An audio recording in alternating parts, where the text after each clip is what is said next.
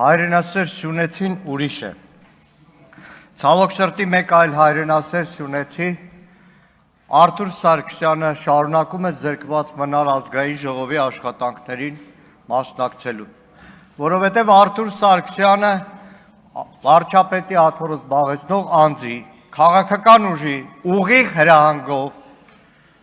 Ֆարխոյանի դատավորությամբ շարունակում է մնալ կալանքի տակ, այն Ֆարխոյանի, որ ամիսներ շարունակ քաղաքական իշխանության պատվերը կատարելով բազմաթիվ մեր հայրենակիցների պահում էր կալանքի տակ, եւ երբ որ այլևս օրենքը այնքան ակնառու էր, որ չէր կարող կալանք կիրառել տնային եւ այլն միջոցներ, քաղաքացիական պայմանագիրը որոշեց, որ Ֆարխոյանը ոնց որ թե այն դատավորը չի։ Եվ իրականում այս 2-3 օրվա կառավարության ծրագրի քննարկումը գործադիրի մասին չէ։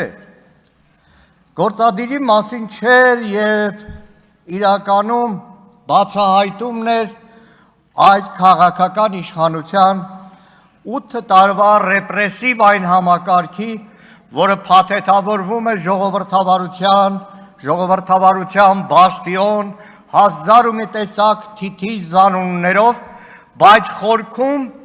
ուղղակի դիկտատորական է։ Խորքում ուղղակի այս ամբիոնից Նիկոլ Փաշինյանի ելույթը պարզում է, որ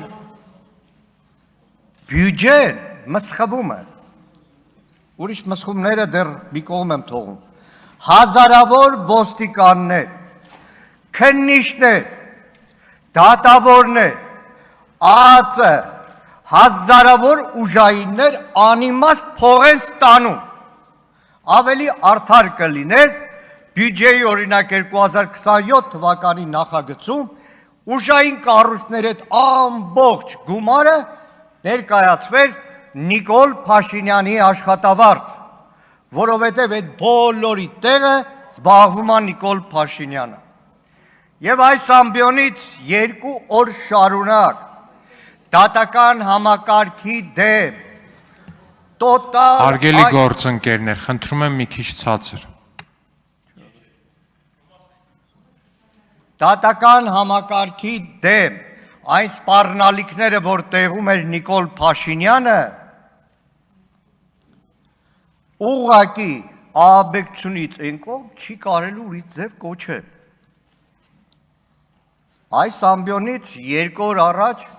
տեղի ունեցավ պարբերաբար կրկնված երևույթները։ Այստեղ նոր խորհրդարանի գործընկերներ,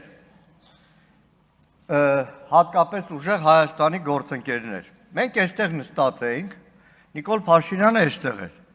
Սամվել Կարապետյանի հայտնի հարցազրույցներ մեր ձևով։ Ու մեր աչքի առաջ Նիկոլ Փաշինյանը սկսեց SMS-ներ գրել։ Այն ինչ որ եղել է, մեր աչքի առաջ այստեղ Նիկոլ Փաշինյանը SMS-ները գրում էր ու գնաց։ Ինչ օրենք, ինչ օրենսգիր, ինչ իրավական պետություն։ 2 օր առաջ Լևոն Քոչարյանի արդարացի դիտողությանը, արդարացի հարցին հետևեց Նիկոլ Փաշինյանի այս ամբիոնից հրահանգը ուժային ամբողջ համակարգին։ Հետևեց հրահանգը ամբողջ ուժային հավաքարկին, որ գլուխները պատով կտամ, եթե այս ամբիոնից հնչեցրածը դուք չիրականացնեք։ Ու արդեն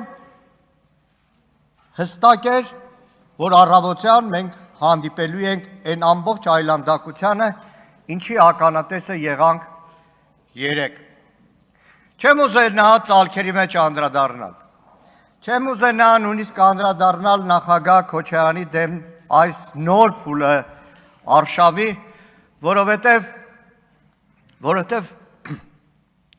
հաղթած նախագահը, պատերազմում հաղթած նախագահը հաղթել է նաև անցնող 8 տարիներին։ Չի ընկրկել բանտարկությունից, չի վախեցել եկել է հայրենիք պատասխան տալու, դերբակալվել է, կալանքի տակ է մնացել, ազատ արձակվել, իր ոտքով նորից բանտ է գնացել։ Այս փորձությունն էլ է անցնելու։ Իր ընտանիքը որևէ վարքյան չի փախել ռմբակոծվող Արցախից։ Մնացել է մինչև վերջ։ Լևոնն էլ անստել։ Սետրակը այս փորձությունն էլ կանցնի։ Տիկին Բելան ընտանիքը այս փորձությունն էլ կանցնեն։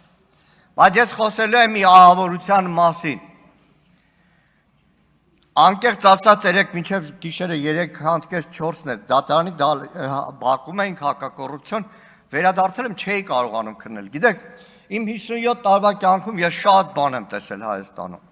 Շատ անարդարություն եմ տեսել Հայաստանում։ Դատական համակարգի բոլոր ժամանակներում էլ այլանդակություն եմ տեսել։ Տեսել եմ ողնաշարով դատավորներ։ Այդ թվում իմ դատավորը ժամանակին Ծարիկ Մինասյանին հարցրեք իր հարազատ քեռինա, որը հակառակ իշխանության բոլոր ճնշումներին դաշնակցության դեմ որևէ մեղադրանք դատավճռով չկայացրեց։ Բայց երեք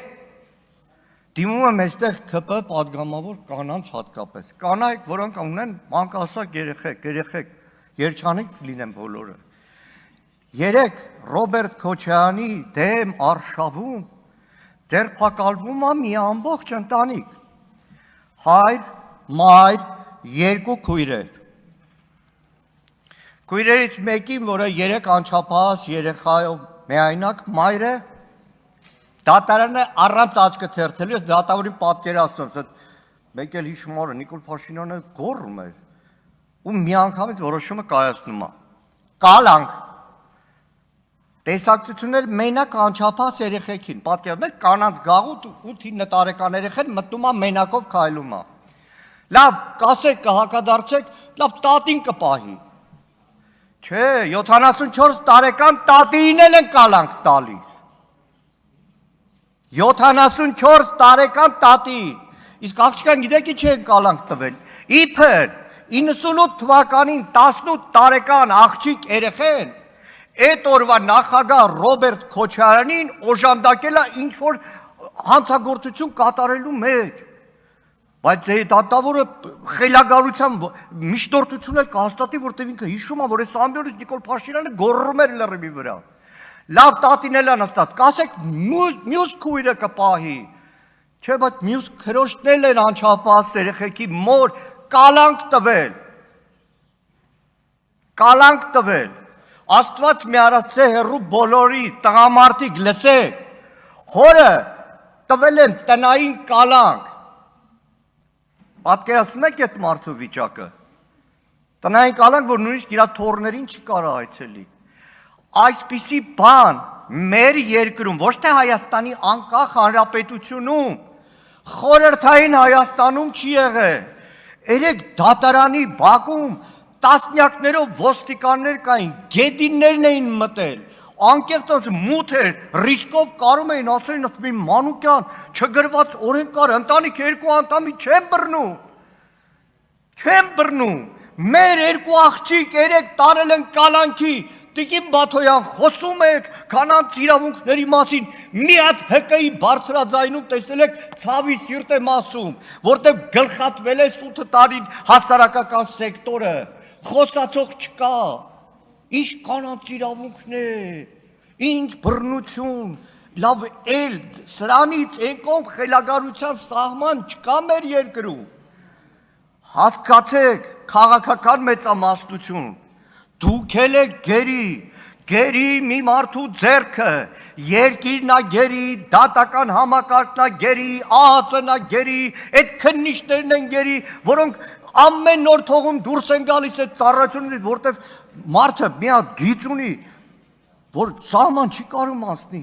իրականում հանգիստ չեմ կարող խոսեմ, ժողովուրդ, այն ինչ որ երեք կատարվել է, Սետրակ Քոչարյանի 2 ամսով կալանքը բան չի, մայր, երկու քույր տարել են կալանքի։ Սիրելի հայրենակիցներ, ու այս ամեն ինչը արվում է բոլորիդ վախեցնելու համար։ Ես գիտեմ, որ շատերդ վախենում եք։ Ես գիտեմ, որ շատերդ վախենում եք գործ կորցնելուց, բռնվելուց, հարևանին, բարեկամին բռնվելուց, ծնողները վախենում են իրենց երեխեքից, որոնք քաղաքական պայքարի մեջ են։ Բայց հիշեք, Այս գալույա բոլորիս տները, ու դիմում եմ ԿՊ խմբակցության կին պատգամավորներին, Այսօր իրիկում որ տուն գնաք, հիշեք 3 կին, 74 տարեկան տատի Ավարտեք, պարոն ու Մանուկյան։ երկու նրա դուստրերը գտնվում են Աբովյանի կանանց գաղութում։ Այսքանը։